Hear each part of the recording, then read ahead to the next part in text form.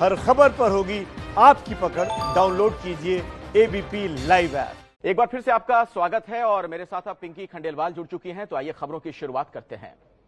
जम्मू कश्मीर के अनंतनाग में सीआरपीएफ की पेट्रोलिंग पार्टी पर आतंकी हमला हुआ है। इस हमले में सीआरपीएफ के एक जवान शहीद हो गए। इस हमले में 9 साल के एक बच्चे की भी जान चली गई। ये दोनों हमले जब हुए, कुछ लोग घायल हुए। सुरक्षा बलों और आतंकियों के बीच फायरिंग चल रही है। चीन की सीमा पर मुंहतोड़ जवाब देने वाली भारतीय सेना पर राजनीति शुरू हो गई है। एलएसी पर शहीद हुए जवानों को लेकर सियासत में शिवसेना कूद गई है। शिवसेना ने अपने मुखपत्र सामना में सिर्फ बिहार रेजिमेंट के जवानों की बात करने पर सवाल उठाए हैं। शिवसेना प्रवक्ता संजय राउत ने कहा, बिहार में चुनाव है, इसीलिए बिहार रेजिमेंट का नाम लिया जा रहा है। दिल्ली में कांग्रेस कार्यकर्ताओं को हिरासत में लिया गया है।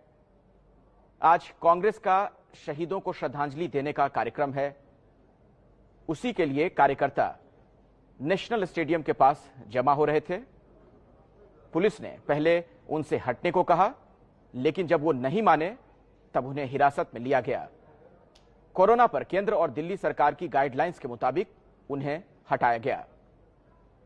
यूपी के लखनऊ में विधानसभा के सामने महंगाई के मुद्दे पर प्रदर्शन कर रहे एसपी कार्यकर्ताओं पर पुलिस ने लाठीचार्ज किया।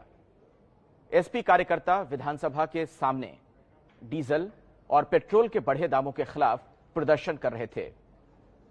कुछ कार्यकर्ताओं को हिरासत में लिया गया। इसके बाद समाजवादी पार्टी ने ट्वीट कर यूपी सरकार पर आरोप लगाए। समाजवादी पार्टी ने कहा कि मुख्यमंत्री योगी आदित्यनाथ लाठी के जोर पर जनता का मुंह बंद करने की कोशिश कर रहे हैं।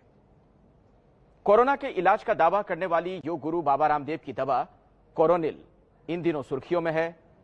बाबा रामदेव की पतंजलि योग पीठ ने जयपुर की निम्स यूनिवर्सिटी के साथ मिलकर दवा बनाने का दावा किया है, लेकिन निम्स ने अब कहा कि उसने कोरोनिल का परीक्षण नहीं किया है। निम्स के चेयरमैन डॉक्टर बीएस तोमर ने एबीपी न्यूज से बातचीत में कहा, उनकी यूनिवर्सिटी ने सिर्फ तुलसी, नीम और गिलोय जैसी आयुर्वेदिक औषधि का परीक्षण कोरोना मरीजों पर किया था। निम्स ने यह भी कहा कि कोरोनिल के लाइसेंस और मैन्युफैक्चरिंग और बिक्री से उसका कोई संबंध नहीं है। देश में कोरोना के अब तक कुल 4,90,000 से ज्यादा केस सामने आ चुके हैं, तो वहीं 15,300 लोगों की मौत हो चुकी है। अगर एक दिन की बात करें तो एक दिन में 17,296 नए मरीज सामने आए हैं और 407 लोगों की मौत हुई। सुप्रीम कोर्ट ने सीबीएसई की एवरेज मार्किंग व्यवस्था को मंजूरी दे दी है। आईसीएसई भी एवरेज मार्किंग के नियम तय कर 1 हफ्ते के भीतर नोटिफिकेशन जारी करेगा। दोनों बोर्ड 10वीं और 12वीं के नतीजों का ऐलान 15 जुलाई से पहले करेंगे। सीबीएसई और आईसीएसई ने अपनी 10वीं और 12वीं कक्षा की परीक्षाएं रद्द कर दी हैं। ये परीक्षाएं 1 से 15 जुलाई के बीच होनी थी। बोर्ड के इसी फैसले को चुनौती दी गई, जिस पर कोर्ट ने आज सुनवाई की।